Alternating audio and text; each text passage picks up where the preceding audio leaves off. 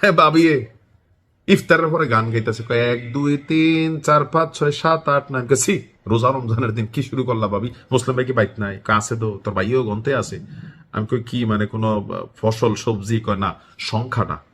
তো গন্তে গন্তে 650 পর্যন্ত। তুই ধৈর্য লয়ে আবো, তুই খুব ধৈর্য লয়ে আবো। তো 650 কি কয়? ঈদ মোবারক।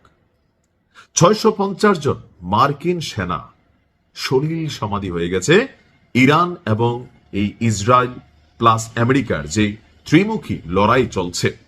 এখন প্রশ্ন হচ্ছে, এই তথ্যগুলো কেন আন্তর্জাতিক গণমাধ্যমে আসছে না? আপনাদের একটু পিছনে নিয়ে যাই।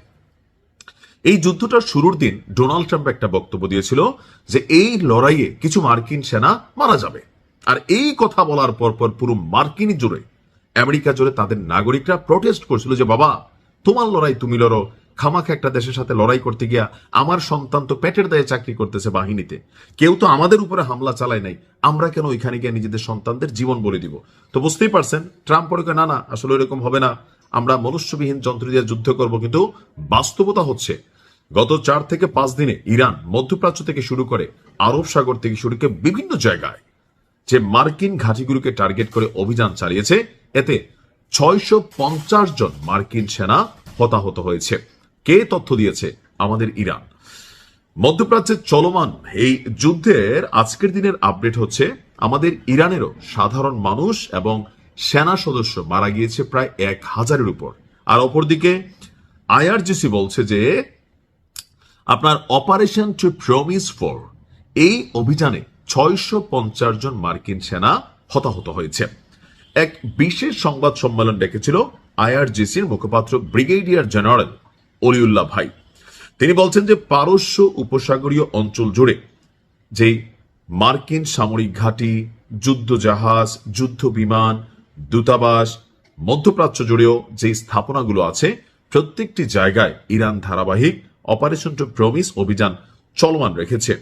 আইআরজিসির মুখপাত্রের দেওয়া তথ্য অনুযায়ী যে এই প্রত্যেকটা জায়গায় ইরান তাদের নিজস্ব প্রযুক্তিতে তৈরি ড্রোন এবং মিসাইল ব্যবহার করে অভিযান পরিচালনা করেছে। ইরানি ক্ষেপণাস্ত্র এবং ড্রোনগুলো বাহরাইনে অবস্থিত মার্কিন 5ম নৌবহরের সদর দপ্তরে বারবার সফলভাবে আঘাত করেছে।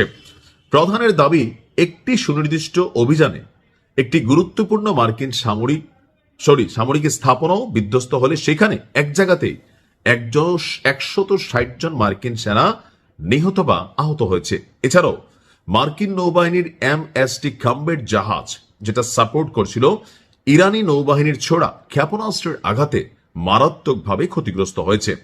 যদিও পেন্টাগন এখন পর্যন্ত, অর্থাৎ আমেরিকা এখন পর্যন্ত কোনো আনুষ্ঠানিক তথ্য গণমাধ্যমকে দিচ্ছে না। ব্রিগেডিয়ার জেনারেল বলছেন, ইরানি নৌবাহিনীর প্রবল আক্রমণের মুখে মার্কিন বিমানবাহী রণতরী USS আব্রাহাম যেই এলাকাতে এতদিন ছিল, সেই এলাকা ছেড়ে পালিয়ে যেতে বাধ্য হয়েছে। দক্ষিণ পূর্ব ইরানের চাবাহার উপকূল থেকে প্রায় 250 থেকে 300 কিলোমিটার দূরে অবস্থানরত ওই রণতরীটিকে লক্ষ্য করে 4টি শক্তিশালী ক্রুজ মিসাইল নিক্ষেপ করা হয়।